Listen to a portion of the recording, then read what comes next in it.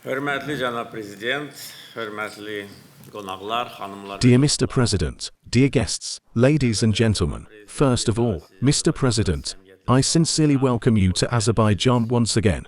You are welcome. Your visit is historic. The President of the Republic of the Congo is paying an official visit to Azerbaijan for the first time. It is already possible to say that the visit will have very good results. We have just signed the Declaration on Cooperation. This is a very important and significant document, which will determine the prospects for our cooperation. I am sure that strong friendly relations will be established between the Congo and Azerbaijan. Many important issues were discussed, and consensus was expressed both during the one-on-one meeting and at the meeting with the participation of delegations. No one has any doubts that our political relations will continue to develop successfully, and the Declaration on Cooperation signed today once again confirms this. We will continue our bilateral activities based on mutual support within the framework of international organizations, especially the UN and the non-aligned movement. Azerbaijan, which successfully chaired the non-aligned movement for 4 years until January this year,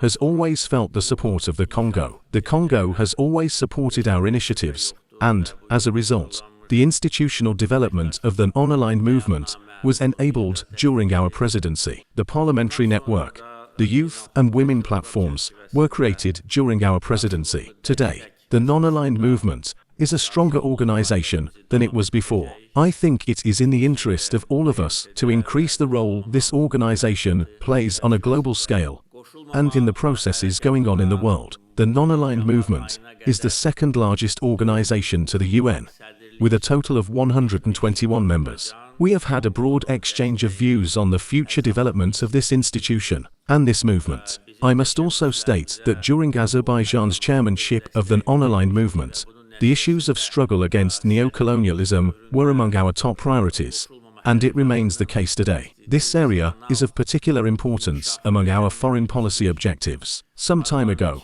the Baku Initiative Group was established in Azerbaijan. It is an international institution. The main goal of this institution is to fight against the new manifestations of colonialism, support the peoples suffering from colonialism today, and ensure that those peoples achieve freedom on legal grounds. Today, the Baku Initiative Group is an organization that enjoys great respect worldwide, and I would like to reiterate that the results of this organization are evident. Of course, we have had a broad exchange of views on cooperation in the economic field as well today. Specific tasks have been assigned to members of our delegations. Azerbaijan intends to participate in many investment projects in the Congo, primarily in the field of agriculture. There are great prospects for cooperation in renewable energy, mining, and other fields. A discussion was held today.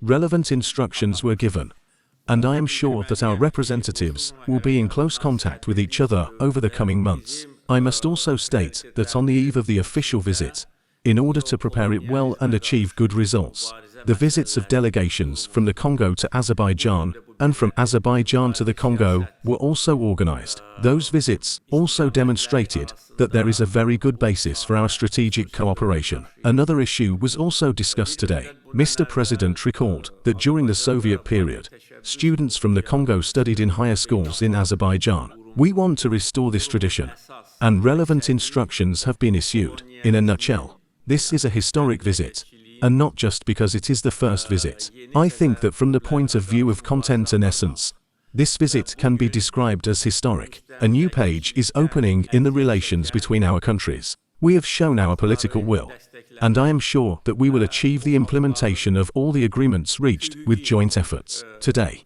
I invited Mr. President to participate in COP29, and members of our delegations were also instructed to establish extensive cooperation on this issue. As the President of COP29, Azerbaijan is diligently preparing for this event, and I think that it may be appropriate to cooperate with the Congo in bilateral and multilateral formats. Once again, dear Mr. President, welcome to Azerbaijan. I wish you good health and your people everlasting prosperity and well-being. Thank you. Xalqınıza daim firavanlıq və rifah arzulayıram.